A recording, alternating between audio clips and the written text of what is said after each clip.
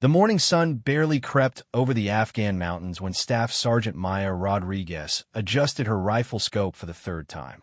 She had been lying in the same position for 6 hours, watching the valley below through her Barrett M82 sniper rifle. Her ghillie suit blended perfectly with the rocky terrain, making her invisible to anyone scanning the ridgeline. Maya had earned her place as one of the military's most skilled marksmen through years of relentless training and countless missions.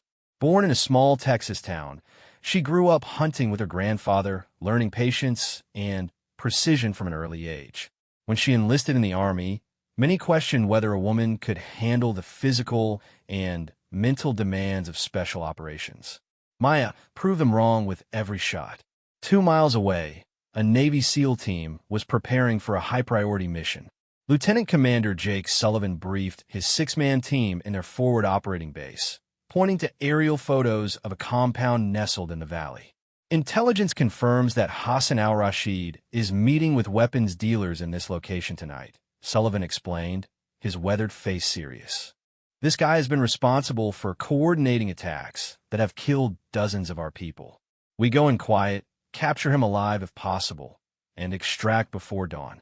Petty Officer First Class Mike Chun, the team's demolitions expert, studied the photos carefully. Sir, this place is like a fortress. High walls, multiple guard towers, and at least 20 armed hostiles based on drone surveillance. That's why we have Overwatch, Sullivan replied, glancing toward the distant ridge where Maya was positioned. Guardian Angel is already in position to provide cover if things go sideways. Maya's radio crackled softly in her ear. Guardian Angel, this is Neptune Base. SEAL Team is moving to insertion point. Maintain Overwatch and report any hostile movement. Copy that. Neptune Base. Guardian Angel has eyes on target area. All quiet so far. As darkness fell, Maya watched the compound come alive through her thermal scope. Guards moved in predictable patterns, cigarette tips glowing like fireflies in the night vision. She counted 15 hostiles in the immediate area, noting their positions and weapons.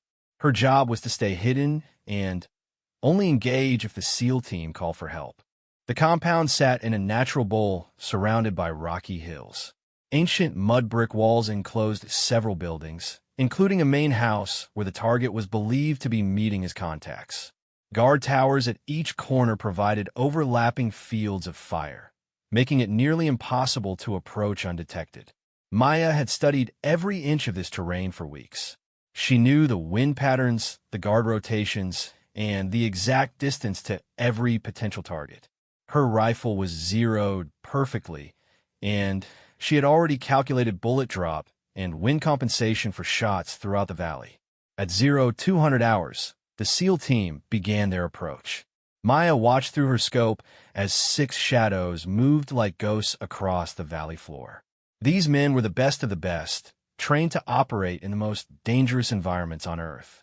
They had worked together for years, each knowing exactly what the others would do in any situation. Sullivan led from the front, his night vision goggles scanning for threats. Behind him, Chun carried breach charges and electronic warfare equipment. Petty Officer Second Class Tony Martinez served as the team medic and carried extra ammunition. The other 3 SEALs, Rodriguez, Park, and Williams, rounded out the assault element. Maya's heart rate remained steady as she tracked their movement. She had learned long ago to control her breathing and emotions during operations. Fear and excitement could make hands shake and ruin a shot when lives depended on precision. The team reached the outer perimeter without detection. Sullivan hand signaled for the breach, and Chin placed small explosive charges on the main gate. The plan was to create multiple entry points and overwhelm the defenders before they could organize resistance. Guardian Angel, Neptune 1. Beginning breach in 30 seconds. Stand by for possible contact. Copy, Neptune 1. I have you covered. Maya shifted her position slightly, adjusting her aim toward the guard tower that posed the greatest threat to the SEAL team's entry route. Through her scope, she could see a guard smoking and looking bored. He had no idea that 6 of America's deadliest warriors were about to turn his quiet night into chaos. The charges detonated with muffled thumps, and the SEAL team flowed through the breach like water. Maya watched them move with practiced efficiency, each man covering his assigned sector while advancing toward the main building. For the first few minutes, everything went according to plan. The team neutralized 2 guards silently and reached the target building without raising an alarm. Maya kept her crosshairs moving between potential threats, ready to eliminate anyone who might compromise the mission. Then, everything went wrong. A guard returning from patrol stumbled upon one of the neutralized sentries. His shouts of alarm echoed across the compound, and suddenly, lights blazed from every building. The SEAL team's element of surprise was gone. "Contact! Contact!" Sullivan's voice crackled over the radio. "Multiple hostiles converging on our position." Maya watched through her scope as muzzle flashes erupted throughout the compound. The SEALs had taken cover behind a low wall, but they were outnumbered and surrounded. More hostiles poured out of buildings, many more than intelligence had predicted. "Guardian Angel, Neptune 1. We have at least 30 hostiles. Request immediate fire support." Maya didn't hesitate. Her first shot took out the guard in the tower who was trying to get a clear angle on the SEALs. The .50 caliber bullet traveled over a mile in less than 2 seconds, striking the target's center mass and dropping him instantly. Her second shot eliminated a hostile with an RPG who was positioning to destroy the SEAL's cover. The massive rifle bucked against her shoulder, but Maya was already acquiring her next target before the brass hit the ground. "Neptune 1, Guardian Angel. 2 down. Keep your heads down, and I'll clear a path." The battle intensified as more fighters emerged from hidden positions throughout the compound. Maya had never seen so many hostiles in one location. Intelligence had seriously underestimated the enemy's strength, and now 6 of America's finest warriors were fighting for their lives. Through her thermal scope, Maya could see the heat signatures of enemies moving to surround the SEAL team. The SEALs were skilled fighters, but they were running low on ammunition and had wounded among them. Martinez was treating someone behind the wall while the others lay down, covering fire. Maya's training took over completely. Years of practice had made her movements automatic. Load, aim, fire, reload. Each shot was calculated and precise, designed to eliminate the greatest threats first. She targeted anyone with heavy weapons, then moved to hostiles in positions that could flank the SEALs. Her fourth shot took out a machine gunner who was setting up to enfilade the SEAL position. The fifth eliminated a sniper in a distant window who was trying to get a clear shot at Sullivan. Maya's bullets arrived with deadly precision, each one removing a threat before the enemy could effectively engage. But more hostiles kept appearing. Maya realized this wasn't just a meeting between weapons dealers and terrorists. This was a major enemy stronghold, possibly housing 50 or more fighters. The SEAL team had walked into a trap. "Neptune base, Neptune 1. Sullivan's voice was strained as he radioed for support. "We need immediate extraction. This location is heavily fortified with multiple hostiles." "Neptune 1. Neptune base. QRF is 30 minutes out. Can you hold?" Maya knew they couldn't wait 30 minutes. At this rate, the SEALs would be overrun long before the quick reaction force could arrive. She had to do something to even the odds. Through her scope, she counted at least 20 more hostiles moving through the compound. Some were carrying heavy weapons that could devastate the pinned-down SEAL team. Maya began engaging targets as fast as she could acquire them, but she was just one person against an army. Her shots were having an effect, though. The enemy fighters were starting to realize they were being picked off by a sniper, and some began seeking cover instead of advancing. This bought the SEALs precious time, but Maya knew it wouldn't be enough. She had fired 8 rounds and made 8 kills, but her position was becoming compromised.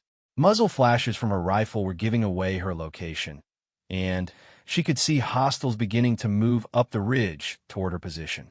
Maya grabbed her radio. "Neptune 1, Guardian Angel. I count approximately 40 to 50 hostiles in the compound. I'm going to relocate to a closer position where I can be more effective. Negative, guardian angel. Your position is too valuable. Stay where you are. But Maya had already made her decision. The mathematics of the situation were clear. From her current position, she could help, but the SEALs would eventually be overrun. She needed to get closer and be more aggressive if she wanted to save their lives. Maya quickly packed her rifle and began moving down the ridge. She had studied this terrain extensively and knew every rock and gully. There was a position about 800 meters closer that would give her better angles on the compound while still maintaining concealment. As she moved through the darkness, Maya could hear the firefight intensifying behind her. The rapid staccato of automatic weapons mixed with the deeper boom of explosives. The SEALs were putting up a hell of a fight, but they were running out of time. Maya reached her new position just as she heard Sullivan's voice over the radio again. Guardian Angel, where are you? We need support now. Moving into position, Neptune 1. Give me 30 seconds. Maya set up her rifle on a rocky outcrop that provided excellent concealment and multiple firing lanes into the compound. From here, she could see the entire battlefield and engage targets that were invisible from her previous position. Through her scope, the situation looked desperate. The SEALs had been forced back to a small courtyard, surrounded on three sides by hostile forces. Martinez was still treating wounded, while the others formed a defensive perimeter with dwindling ammunition. Maya took a deep breath, steadied her rifle, and began the most important shooting of her career. Each bullet had a count, and there was no room for error. 6 brave men were counting on her precision and skill to get them home alive. Her 9th shot eliminated a hostile with an RPG who was positioning to destroy what remained of the SEALs' cover. The 10th took out a machine gun team that was setting up in a window overlooking the courtyard. Maya was shooting faster than ever before, but each shot was still carefully aimed and calculated.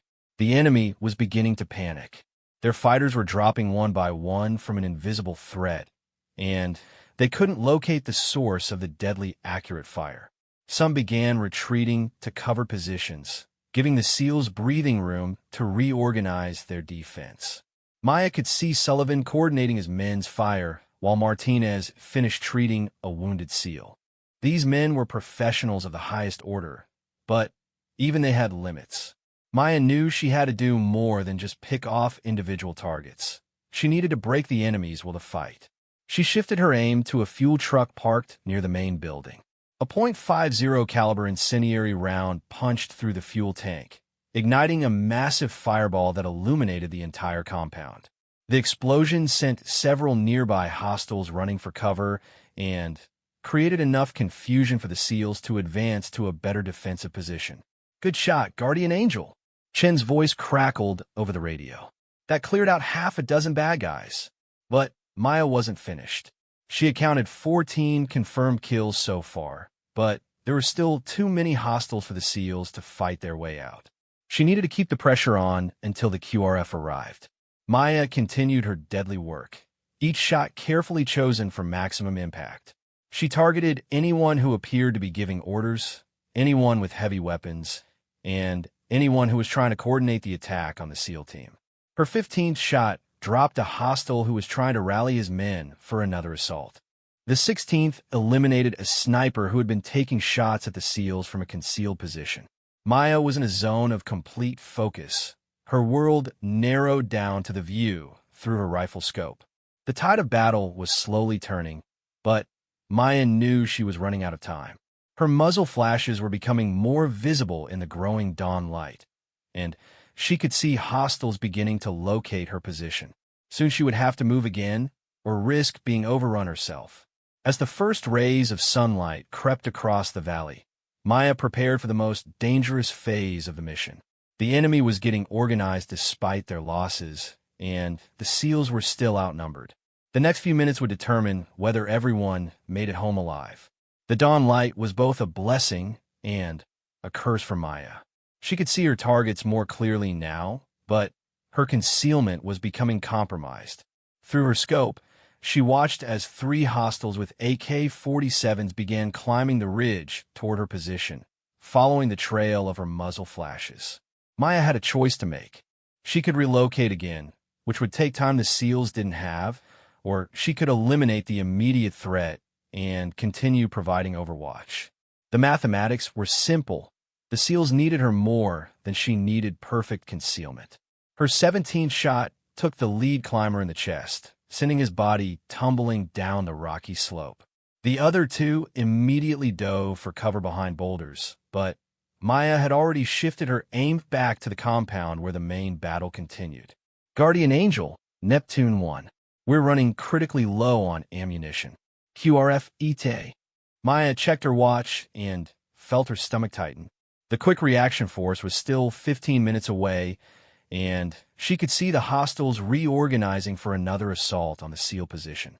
The enemy had taken significant casualties, but they still had numerical superiority and were fighting on their home ground.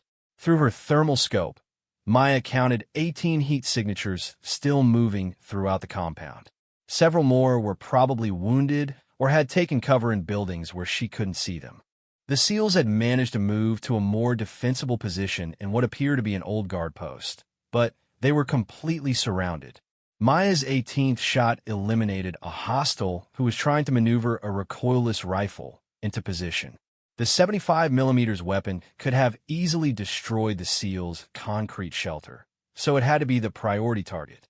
Her bullet struck the gunner just as he was adjusting the weapon's aim, and the massive rifle collapsed as his lifeless hands released the controls. The enemy fighters were learning to fear the invisible sniper, but they weren't retreating. Maya realized these weren't just local militia or hired guns. These men were trained fighters, possibly foreign mercenaries or elite enemy units. They moved with discipline and continued their assault despite taking heavy casualties from her accurate fire. Neptune 1, Guardian Angel. I'm seeing professional movement down there. These guys know what they're doing. Copy that. We've noticed the same thing. Their tactics are too good for local fighters. Maya shifted her position slightly as she noticed movement on the ridge below her. The 2 surviving climbers were advancing again, using proper fire and movement techniques. She couldn't ignore them much longer, or they would get close enough to use grenades or automatic weapons against her position. Her 19th shot was a difficult one, a moving target at moderate range with her rifle not perfectly zeroed for the new angle. But Maya had trained for exactly these kinds of challenging shots. She led the target slightly and squeezed the trigger just as the hostile stepped from behind cover. The bullet caught him center mass, and he collapsed beside the rocky trail. The last climber immediately began a hasty retreat, sliding and scrambling down the slope to escape the deadly accurate sniper fire. Maya let him go. She needed to focus on the larger threat to the SEAL team. In the compound below, the hostiles were preparing for what looked like a final coordinated assault. Maya could see them gathering in 3 groups, probably planning to attack the SEALs from multiple directions simultaneously. This was a professional military tactic that could overwhelm even the best defenders. Neptune 1, Guardian Angel. I see 3 assault groups forming. They're going to hit you from the north, east, and south in about 2 minutes. Understood. We'll concentrate fire on the north group. Can you take the others? Maya knew it was an impossible request. She was accurate, but she couldn't be in 3 places at once. However, she could disrupt their timing and hopefully break up their coordination. If the assault groups attacked separately instead of simultaneously, the SEALs might be able to defeat them piecemeal. Maya chose the eastern group as her primary target because they had the best cover and concealment for their approach. Her 20th shot took out what appeared to be the group leader, a man who had been gesturing and giving instructions to the others. Leadership was always a priority target in military operations. Her 21st shot eliminated a machine gunner who was setting up to provide covering fire for the Eastern Assault Group. Maya was firing as quickly as she could acquire and confirm targets, but she had to maintain accuracy. Every bullet mattered when friendly lives were at stake. The loss of their leader caused confusion in the Eastern Group, and they hesitated instead of beginning their assault.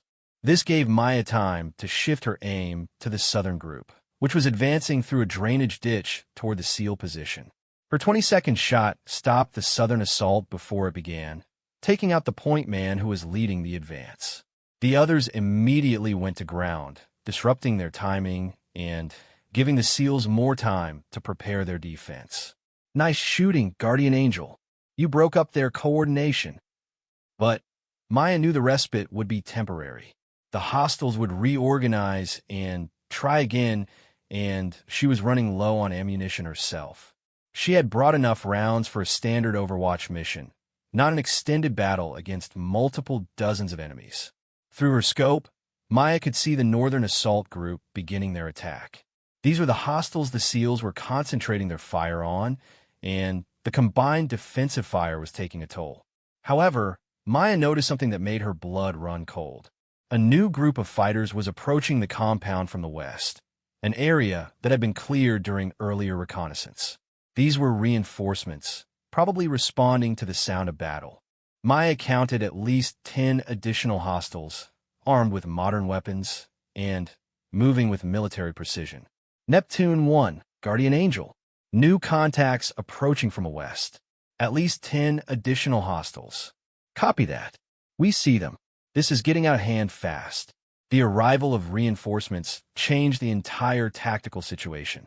Even with Maya's accurate sniper fire, the SEALs were now facing odds of at least 4-1. Professional soldiers could overcome bad odds with superior training and equipment, but there were limits to what 6 men could accomplish. Maya made a decision that went against everything she had been taught about sniper tactics. Instead of maintaining her concealed position and picking off individual targets, she was going to have to get more aggressive. The SEALs needed her to do more than just provide accurate fire. They needed her to break the enemy's will to fight. Maya adjusted her scope for a longer shot and aimed at a technical vehicle that was approaching with the Western reinforcements.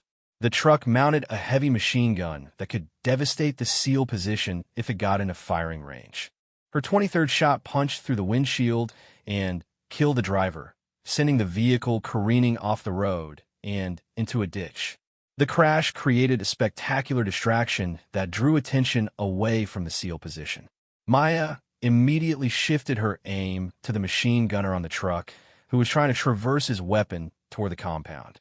Her 24th shot eliminated him before he could bring his gun to bear on friendly forces. Outstanding shot, Guardian Angel. You just saved our bacon.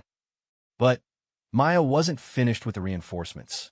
She methodically engaged each member of the Western group, using their confusion after the truck crashed to her advantage. These fighters had expected to join a coordinated assault, not to immediately come under accurate sniper fire. Her 25th shot dropped a hostile who was carrying an RPG launcher. The rocket-propelled grenade was a significant threat to the SEAL's defensive position, so it had to be neutralized immediately. Maya's bullets struck the weapon itself, detonating the warhead and creating another spectacular explosion that scattered the remaining reinforcements. The psychological effect of the explosion was enormous. The surviving hostile from the Western group began retreating, unwilling to advance into what seemed like a killing field. Maya had broken their attack before it could develop into a serious threat. However, the hostiles in the compound were still dangerous. The Northern Assault Group had been repelled by concentrated SEAL fire, but the Eastern and Southern groups were reorganizing for another attempt. Maya could see them moving through covered positions, trying to get closer to the defensive perimeter. Maya's 26th shot eliminated a hostile who was trying to place an improvised explosive device near the SEAL position. The bomber had gotten dangerously close by crawling through a drainage tunnel, and only Maya's elevated position had allowed her to spot the threat in time. The situation was reaching a critical point. Maya had been engaging targets for over an hour, and her rifle barrel was getting hot from continuous firing. More importantly, she was down to her last few rounds of ammunition. She needed to make every shot count. Through her scope, Maya could see Sullivan coordinating his team's defense, while Martinez continued to treat wounded. The SEALs were professional soldiers who never gave up, but They were human beings with human limitations. They had been fighting at maximum intensity for too long, and fatigue was beginning to show. Maya's 27th shot took out a sniper who had found a concealed position in a building overlooking the sealed defensive position. The enemy marksman had been trying to get a clear shot at Sullivan, but Maya spotted the glint of his scope and eliminated him first. Her 20th shot stopped another assault group that was trying to approach from the drainage ditch. Maya targeted the leader again, knowing that eliminating command and control was the most effective way to disrupt enemy operations. Without coordination, individual fighters became much less dangerous. But Maya was becoming a target herself. She could see hostiles moving toward her position from multiple directions, drawn by the obvious source of the devastating sniper fire. Soon she would be fighting for her own survival instead of providing overwatch for the SEALs. Guardian Angel, Neptune 1. Your position looks compromised. Recommend you relocate immediately. Negative, Neptune 1. You need the fire support more than I need concealment. I'll hold this position as long as I can. Maya knew she was taking a calculated risk. By staying in position, she could continue to provide accurate fire support for the SEALs, but she was exposing herself to counterattack. However, if she moved now, the enemy might overrun the SEAL position before she could re-establish effective overwatch. Her decision was made for her when she spotted 3 hostiles with RPGs moving into launch positions around the compound. These rocket-propelled grenades could easily destroy the SEAL's defensive position, so they had to be eliminated immediately regardless of the personal risk. Maya's 29th shot took out the first RPG gunner just as he was shouldering his launcher. The warhead detonated when her bullet struck it, creating another massive explosion that illuminated the entire compound in the growing daylight. Her 30th shot eliminated the second RPG gunner, and her 31st took out the third. Maya was shooting faster than she ever had before, trusting her training and muscle memory to guide her aim while her conscious mind focused on target priorities and threat assessment. The multiple explosions had a devastating effect on enemy morale. The surviving hostiles were beginning to realize they were facing something beyond their experience. A sniper who could eliminate any target at any range with deadly precision. Some began retreating toward the exits, unwilling to continue a fight they couldn't win. But Maya's ammunition was running critically low. She had maybe 3 or 4 rounds left, and she could see hostiles still moving toward her position. Soon she would have to abandon her rifle and fight with her sidearm, which would end her ability to provide long-range support for the SEALs. Neptune Base, Neptune 1. QRF ETA. Sullivan's voice was urgent as he called for the quick reaction force again. Neptune 1, Neptune Base. 5 minutes out. Air support is inbound. Maya felt a surge of relief. 5 minutes might as well be forever in a firefight, but at least help was coming. She just had to keep the SEALs alive until reinforcements arrived. Through her scope, Maya could see the hostiles beginning to withdraw from the compound. Her accurate fire had broken their will to fight, and the approaching sound of helicopters was probably convincing them that discretion was the better part of valor. The battle was nearly over, but the most dangerous moments often came when desperate enemies made last-ditch efforts to inflict casualties. Maya saved her last few rounds for the most critical threats. When she saw a hostile trying to set up a mortar that could rain shells down on the SEAL position, she didn't hesitate. Her 30-second shot eliminated the mortar crew and prevented what could have been a devastating bombardment. As the sound of approaching helicopters grew louder, Maya finally allowed herself a moment to assess the situation. She had fired 32 rounds and made 32 hits, eliminating threats at ranges from 200 to 1,500 meters. Most importantly, all 6 SEALs were still alive, though some were wounded. The quick reaction force arrived like avenging angels, fast roping from helicopters and immediately engaging the remaining hostiles. Apache attack helicopters provided devastating fire support, and within minutes the compound was secured. The battle that had seemed hopeless was suddenly over, and the good guys had won. Maya finally allowed herself to breathe deeply and relax her shooting position. Her hands were steady as ever, but she could feel the accumulated stress and fatigue of the extended engagement. She had just fought the battle of her life, and somehow everyone had survived. Maya remained in her position as the quick reaction force secured the compound below. She kept her rifle ready, scanning for any remaining threats that might emerge from hidden positions or try to escape the tightening net of soldiers. Professional snipers knew that battles weren't over until every enemy was accounted for and the area was completely secure. The Apache helicopters circled overhead like mechanical vultures, their 30mm chain guns ready to engage any hostile movement. Their thermal imaging systems could detect heat signatures that might be invisible to ground forces, making it nearly impossible for enemies to hide or escape. Guardian Angel, Neptune 1. All clear down here. QRF has the compound secured. Outstanding work up there. Maya finally allowed herself to relax slightly, though she maintained her overwatch position.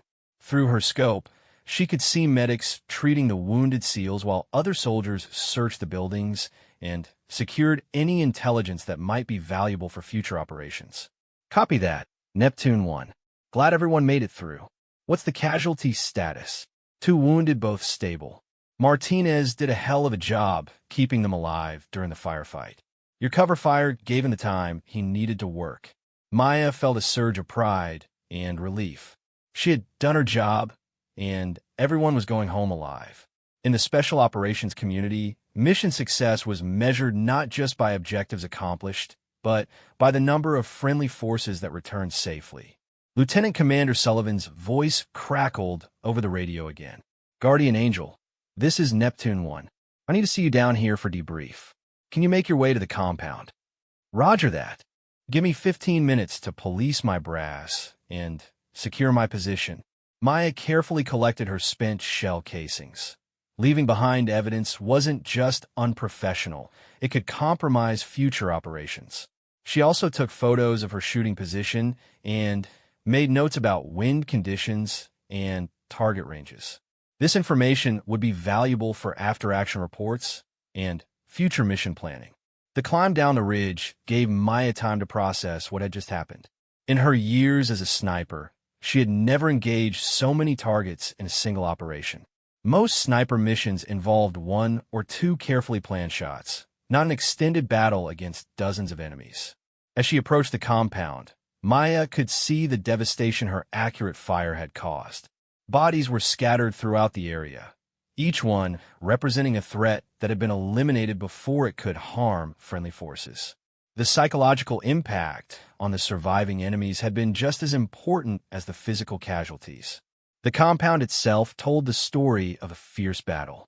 Bullet holes pockmarked every wall, and several buildings showed damage from explosions. The fuel truck Maya had ignited was still smoldering, sending a black column of smoke into the morning sky. Maya entered the compound through the main gate, where she was met by Sullivan and his team. These men had just survived a desperate battle against overwhelming odds, and their faces showed the strain of combat. However, they were all professional soldiers who understood the realities of their dangerous profession. Guardian Angel, I presume? Sullivan extended his hand with a grin. Lieutenant Commander Jake Sullivan, Neptune 1. Staff Sergeant Maya Rodriguez. Glad I could help out, sir. Maya looked around at the SEAL team, noting their equipment and bearing. These were clearly elite soldiers who had seen extensive combat. Their weapons were well maintained, their gear was properly configured, and they moved with the confidence of men who had faced death many times and survived. Rodriguez, your shooting today was absolutely phenomenal, Sullivan continued. I've worked with a lot of snipers over the years, but I've never seen anything like what you did here. How many targets did you engage? 32 confirmed kills, sir. All threats to your position or the mission. Chun, the demolitions expert, whistled softly. 32 kills in 1 engagement? That's got to be some kind of record. Maya shrugged modestly. Just doing my job, petty officer. Couldn't let you guys have all the fun down here. Martinez, who was checking his medical gear, looked up from his pack. Fun? Is that what you call nearly getting overrun by 50 hostiles? Could have been worse. Park, one of the other SEALs, commented dryly. Could have been 100 hostiles. The easy banter among the team members showed Maya that these men dealt with stress through humor and camaraderie.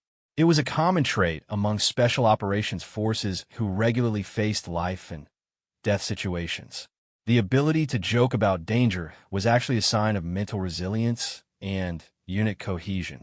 Sullivan gestured toward the main building where intelligence specialists were already at work. The target is in there, along with a treasure trove of documents and computer equipment. Turns out this wasn't just a weapons deal. This was a major planning session for coordinated attacks across the region. Maya nodded, understanding the implications. If they had failed to capture or eliminate Hassan al-Rashid, dozens or hundreds of innocent people might have died in terrorist attacks. The mission had been more important than any of them had realized when it began. What about the enemy casualties? Maya asked. Intelligence said we were looking at maybe 20 hostiles, but there were a lot more than that. Final count is 43 enemy Kia, Sullivan replied.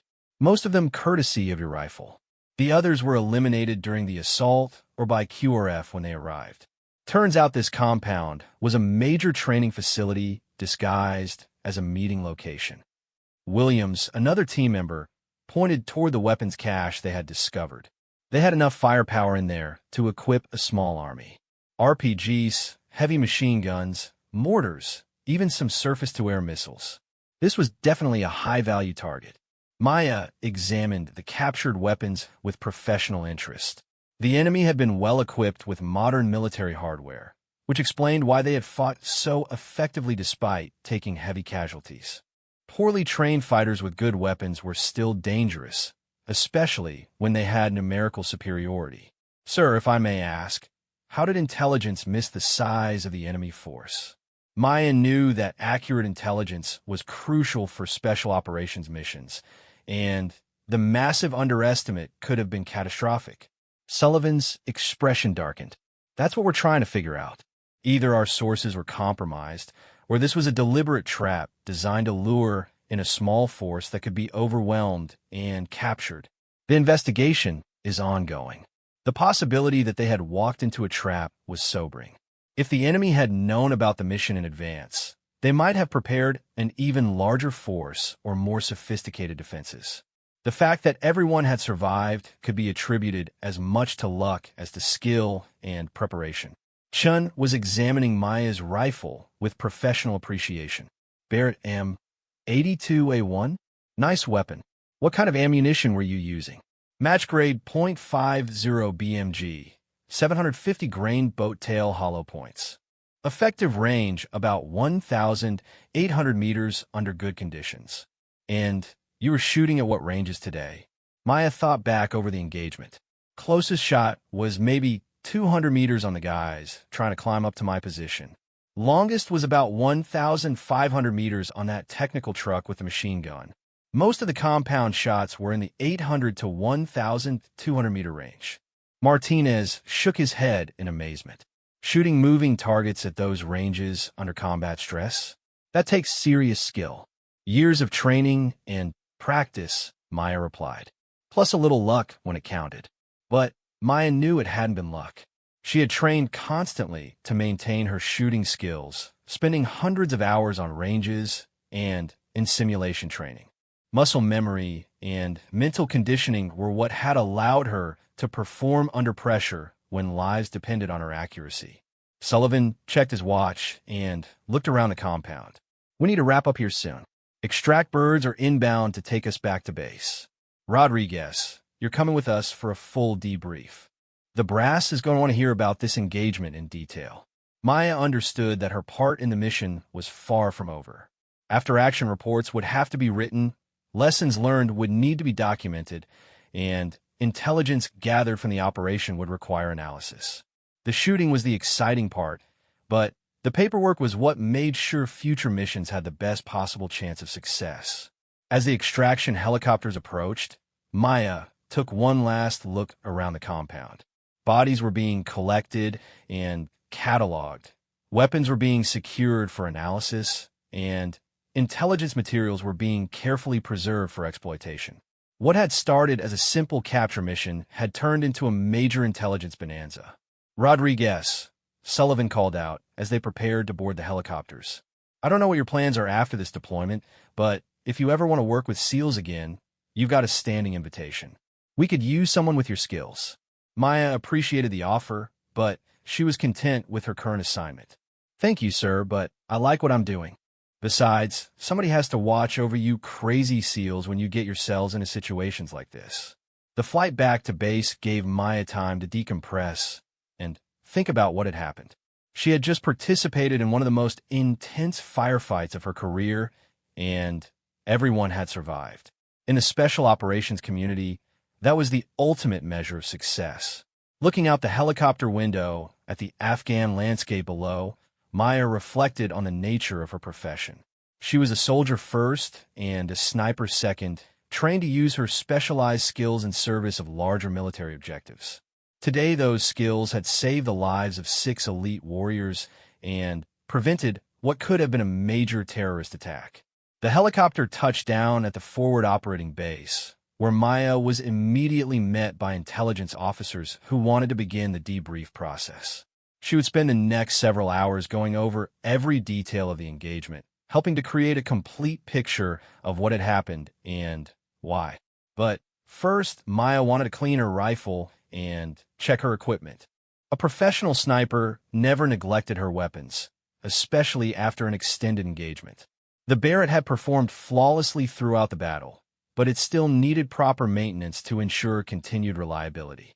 As Maya disassembled her rifle for cleaning, she thought about the SEAL team and how they had fought with such courage and determination despite being outnumbered. These men represented the best of the American military, highly trained, completely professional, and willing to risk everything for their mission and their teammates. Maya had been proud to support them today, and she knew that the bonds forged in combat would last a lifetime. In the special operations community, you never forgot the people who had your back when everything went wrong. Today, she had been their guardian angel, watching over them from the shadows and eliminating threats before they could cause harm. The mission was over, but Maya knew that tomorrow would bring new challenges and new opportunities to serve.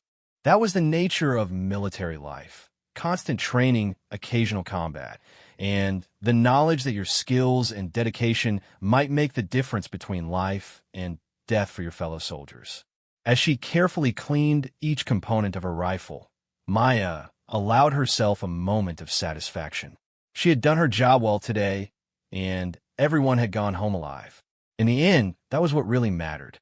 3 hours later, Maya sat in a sterile briefing room at the forward operating base, facing a panel of intelligence officers, mission planners, and senior commanders.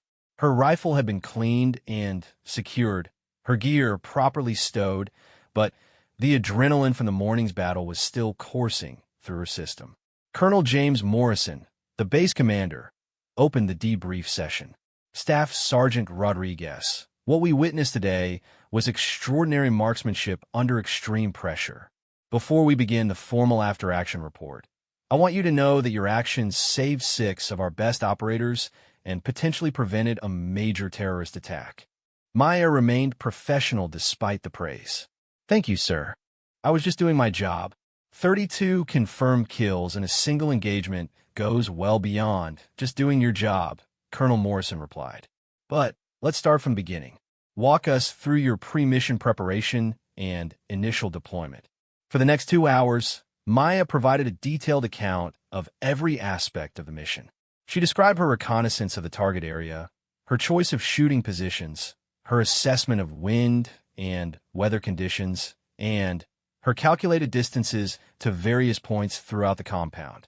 The intelligence officers were particularly interested in her observations about enemy tactics and equipment. You mentioned that the hostiles moved with professional discipline, Major Sarachon from the intelligence section noted. Can you elaborate on that assessment? Maya consulted her field notes. Their movement patterns were too good for local militia or hastily trained fighters. They used proper fire and movement techniques, established overlapping fields of fire, and coordinated their assaults. When I started taking out their leaders, they adapted quickly instead of breaking and running. What about their equipment? Another officer asked. Modern military weapons, mostly Russian and Chinese manufacture, but in excellent condition. Night vision devices, body armor, encrypted communications. This wasn't a ragtag group of insurgents. These were well-trained, well-equipped fighters. Captain David Park from Special Operations Command leaned forward. Based on your observations, what's your assessment of enemy strength and capability? Maya had been thinking about this question since the battle ended. Sir, I count at least 50 hostiles during the engagement, possibly more. They had heavy weapons including mortars, RPGs, and crew-served machine guns. Most importantly, they fought with a level of coordination that suggests professional military training. The implications were serious. If enemy forces in the region had access to this level of training and equipment, it could significantly complicate future operations. Maya's observations would be crucial for updating intelligence assessments and modifying tactical procedures. Let's talk about your shooting, Colonel Morrison continued. 32 shots, 32 hits, engagement ranges from 200 to 1,500 meters.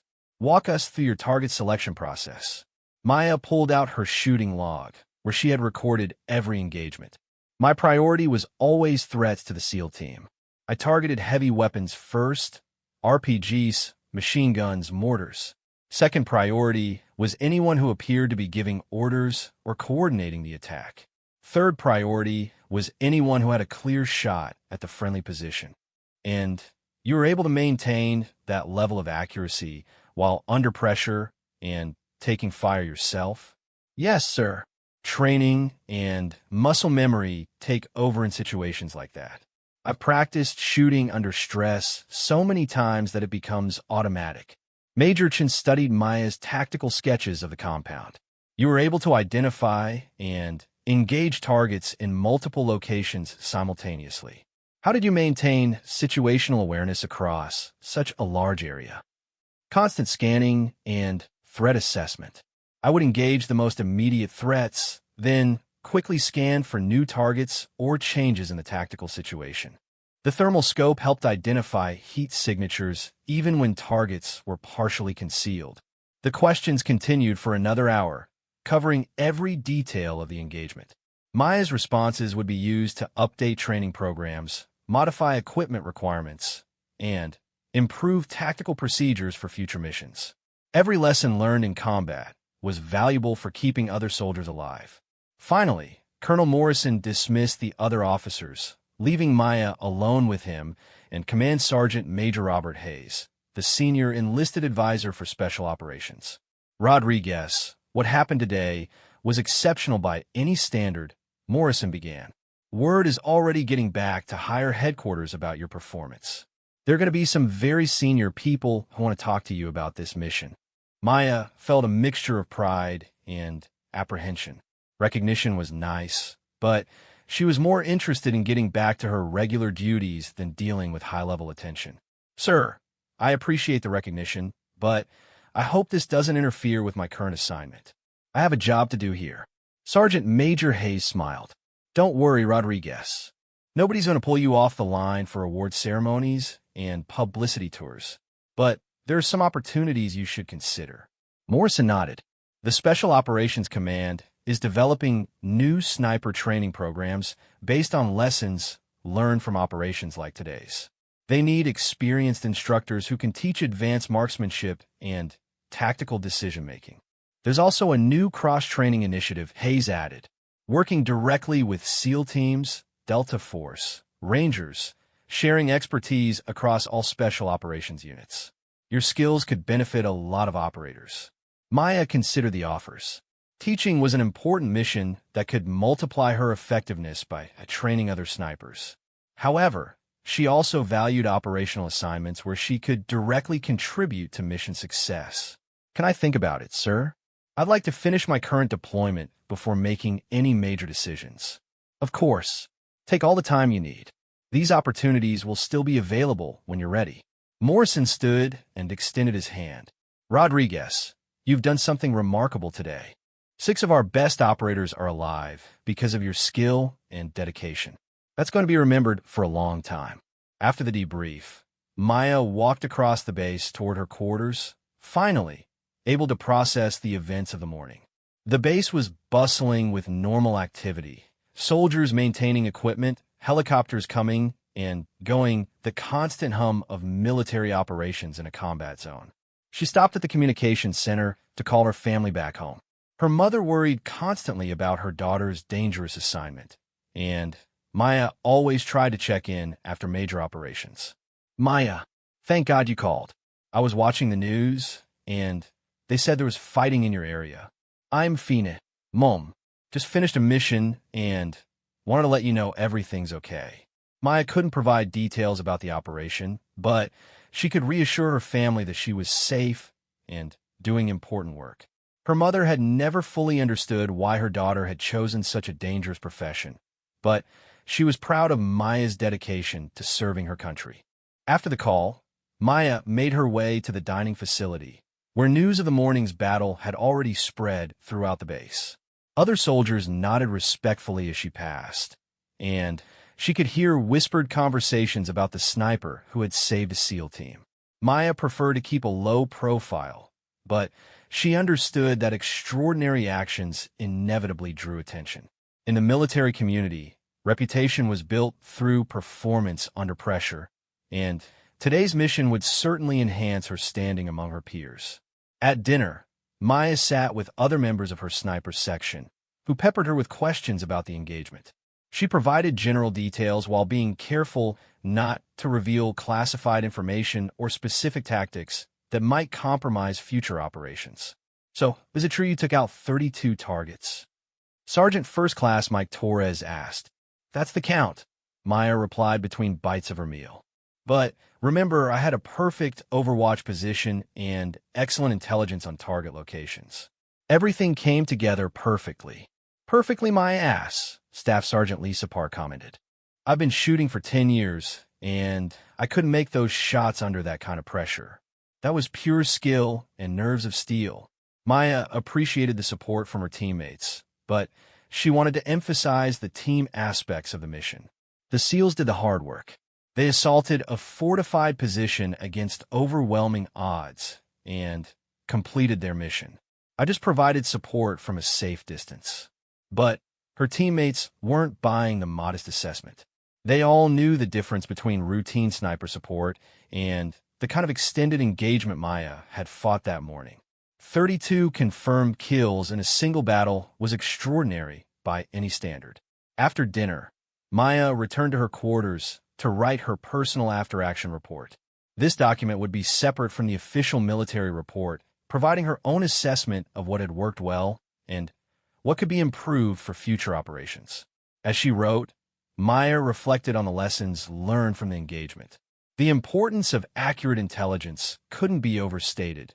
The massive underestimate of enemy strength had nearly resulted in disaster.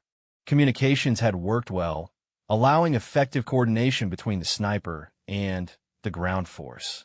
Her equipment had performed flawlessly throughout the battle.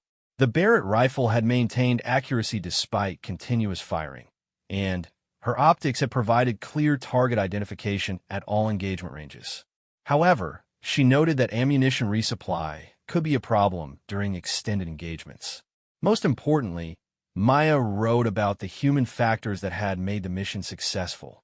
The SEAL team's professionalism and courage had inspired her to take risks she might not have taken for a less capable unit. Their trust in her abilities had motivated her to push beyond normal performance levels. Maya also noted areas for improvement in her own performance. She had been forced to relocate under fire, which temporarily reduced her effectiveness. Better initial positioning might have allowed her to maintain overwatch throughout the engagement without compromising her concealment. Her target selection process had worked well, but she realized she could have been more systematic about disrupting enemy command and control. Taking out leaders earlier in the engagement might have prevented some of the coordinated assaults on the SEAL position. As Maya finished her report, she thought about the broader implications of the day's events. The intelligence gathered from the compound would undoubtedly lead to follow-up operations against other terrorist cells in the region. Her actions had contributed not just to saving the SEAL team, but to a larger campaign against threats to innocent civilians. The next morning brought new missions and new challenges. Maya's extraordinary performance had not gone unnoticed, and she found herself assigned to support additional special operations missions throughout the region. Her reputation as a sniper who could deliver accurate fire under the most challenging conditions made her a valuable asset for high-risk operations. However, Maya approached each new mission with the same careful preparation and professional focus that had made her successful. She understood that yesterday's achievements didn't guarantee tomorrow's success. Each engagement required its own planning, its own skills, and its own measure of courage. 3 weeks later, Maya received word that Lieutenant Commander Sullivan and his SEAL team had recommended her for the Silver Star, the military's third highest decoration for valor in combat. The citation praised her extraordinary heroism and exceptional marksmanship under enemy fire, and credited her actions with saving the lives of 6 special operations personnel.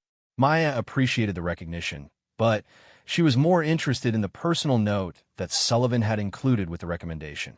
To Guardian Angel, you prove that angels can be deadly accurate. Thanks for watching over us. The drinks are on us anytime you're in San Diego. That evening, Maya called her grandfather back in Texas, the man who had first taught her to shoot as a young girl. She told him about the mission and the recognition she would receive, though she couldn't provide the classified details. "I'm proud of you, Maya," he said in his weathered voice. "You used the skills I taught you to save good people's lives. That's what marksmanship is really about, protecting those who need protection." As Maya hung up the phone, she reflected on the path that had brought her from a small Texas ranch to the mountains of Afghanistan. Every step had been building toward moments like yesterday's battle, where her skills and courage could make a real difference in the fight between good and evil. The war would continue, and there would be more missions, more challenges, and more opportunities to serve. Maya was ready for whatever came next, secure in the knowledge that she had proven herself under the ultimate test, combat against a determined enemy where failure meant death for her fellow soldiers. Tomorrow would bring new mountains to climb and new shadows to hide in, but Maya Rodriguez had already established herself as one of the deadliest guardian angels the military had ever produced. 6 months later, Maya stood on the deck of the USS Bataan, watching the coastline of Virginia Beach grow larger as the ship approached Norfolk Naval Base. Her deployment in Afghanistan was over, and she was finally heading home after 15 months of combat operations. The mission that had made her famous throughout the special operations community seemed like a distant memory now. Maya had gone on to support dozens of additional operations, each one adding to her reputation as one of the military's most skilled snipers. Her final tally for the deployment was 87 confirmed kills across 32 separate missions. But numbers couldn't capture the real impact of her service. Maya had provided overwatch for hostage rescue operations, eliminated high-value targets planning terrorist attacks, and supported reconnaissance missions that gathered crucial intelligence on enemy operations.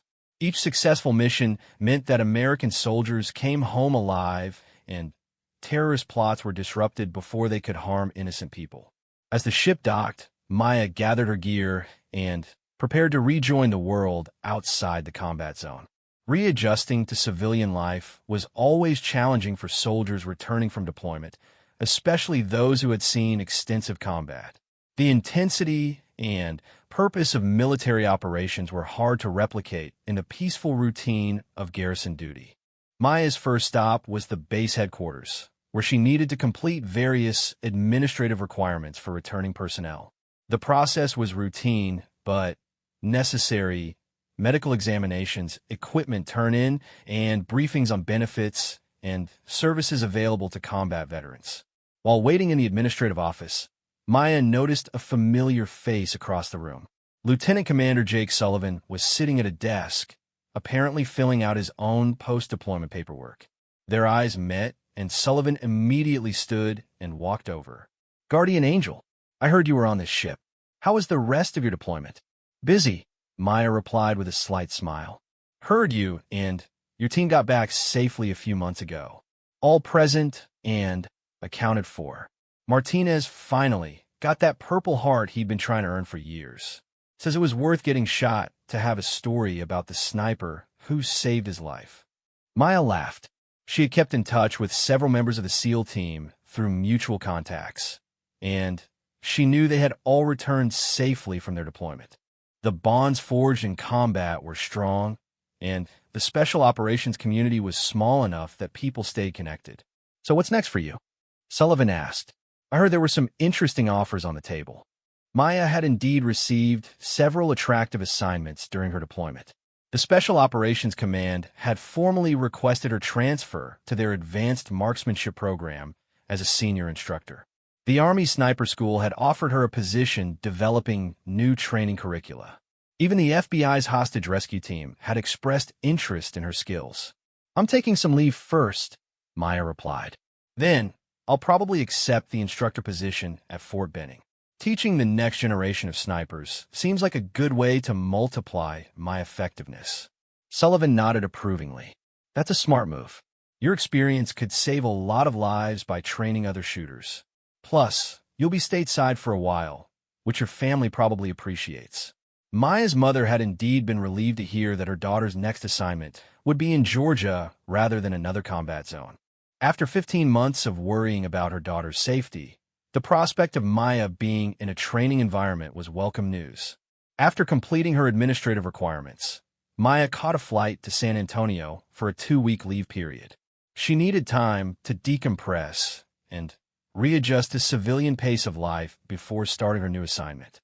Combat deployments were intense experiences that required mental and emotional processing.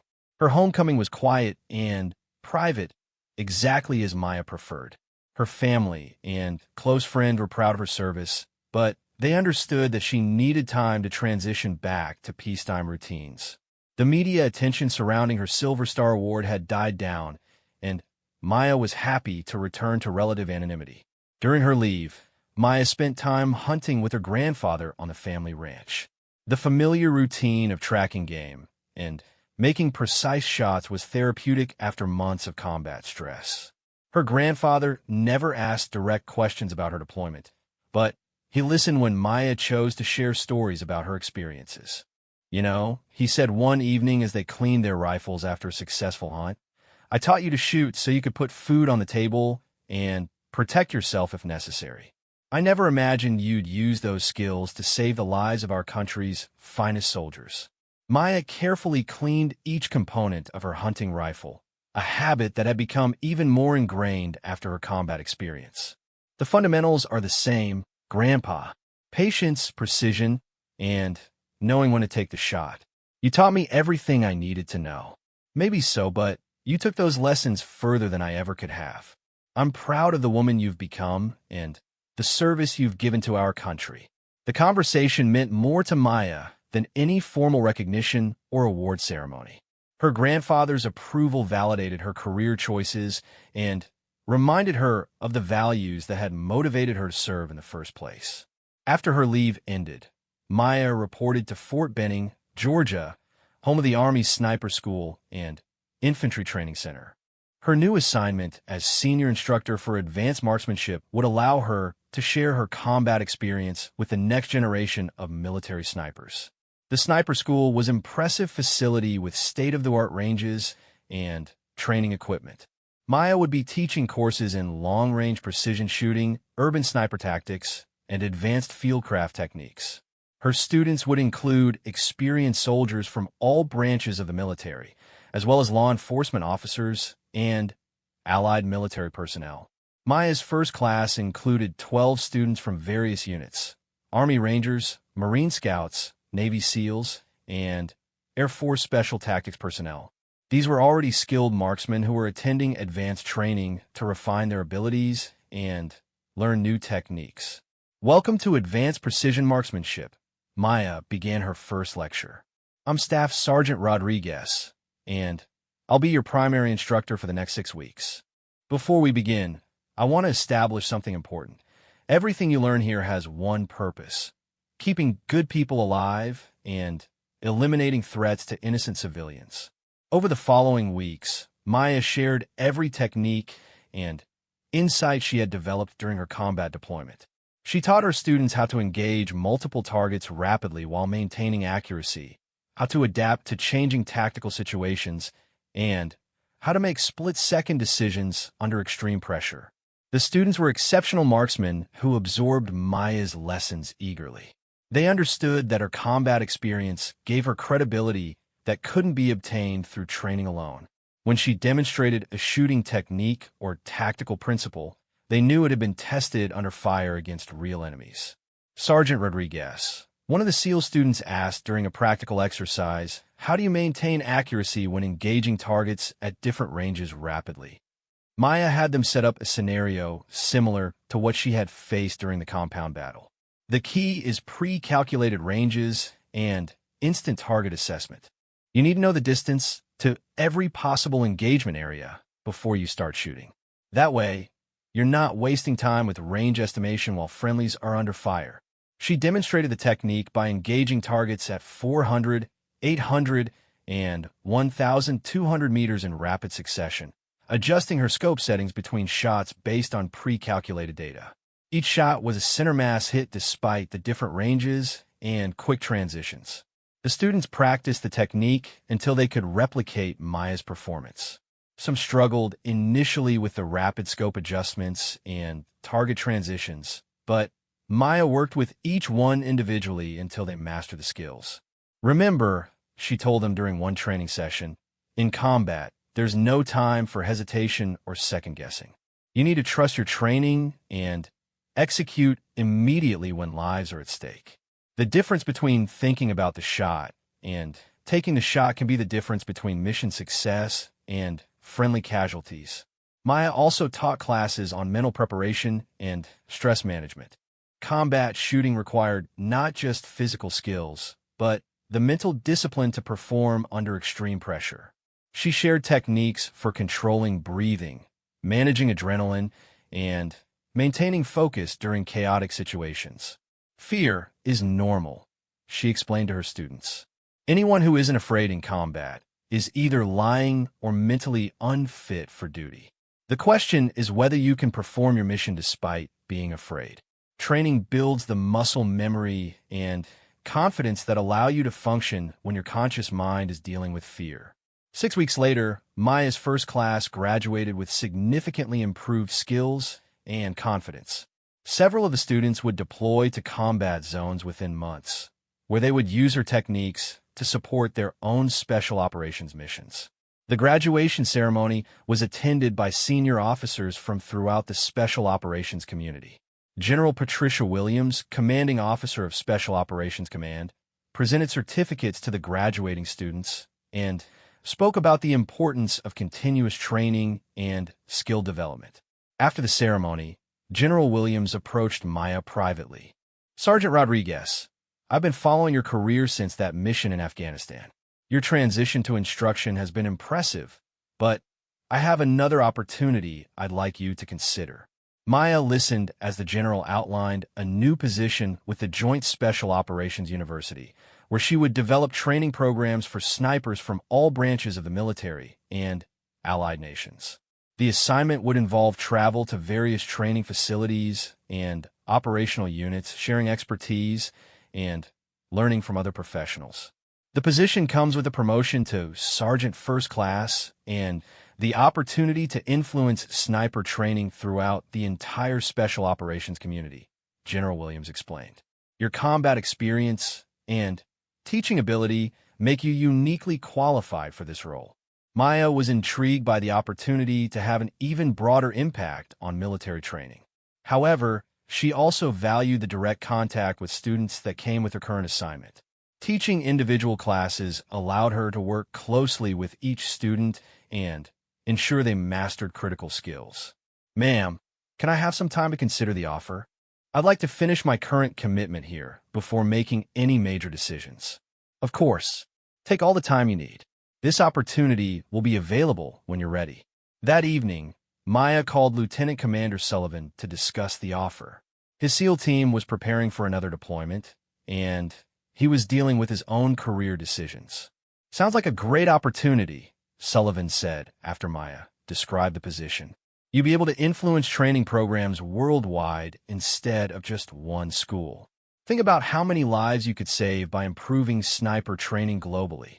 "That's true, but I also love the hands-on teaching aspect of my current job.